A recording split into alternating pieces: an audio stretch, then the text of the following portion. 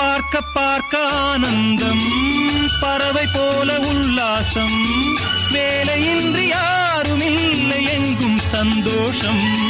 வெறும் பேச்சு வெட்டி கூட்டம் ஏதுமில்லை இந்த ஊரில்.